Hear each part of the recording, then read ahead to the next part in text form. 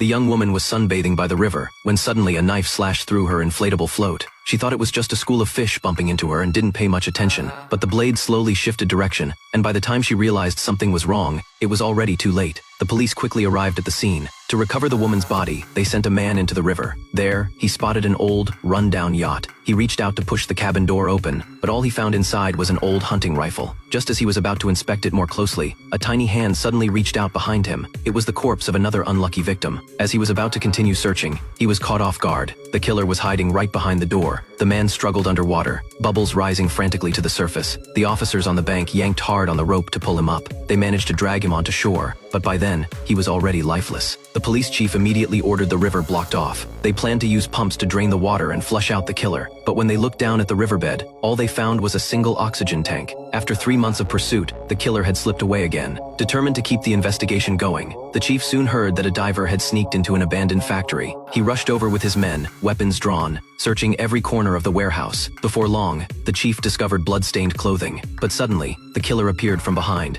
A harpoon shot into the chief's arm. The killer didn't dare stick around and immediately bolted. Luckily, the harpoon had only ripped through his sleeve without hurting him. The team gave chase without hesitation, but just as they reached the warehouse exit, they saw the killer racing off in a speedboat. The chief jumped onto another boat to pursue him. However, his foot slipped, and the engine's vibration sent him tumbling into the river. Jack, his partner, didn't have time to worry. He slammed the throttle and went after the killer. The chase ended abruptly when the killer crashed into a moored cargo ship. By the time Jack caught up, the killer had already slipped into the sewers. Jack followed him into the maze of tunnels, but as he was climbing up to escape, the killer suddenly appeared and shot him with a nail gun, sending him crashing 11 meters down. When Jack opened his eyes again, he was lying in a hospital bed. Later, Jack's girlfriend went to see the doctor, but before the doctor returned, she accidentally stumbled upon the basement. There, she found a blood-stained diving suit and a mask pierced by a bullet hole. She immediately remembered what Jack had told her about the attack he survived. Panicked, she rushed to leave, but the doctor suddenly came back. With no choice, she ducked back into the basement, but she accidentally kicked an empty can,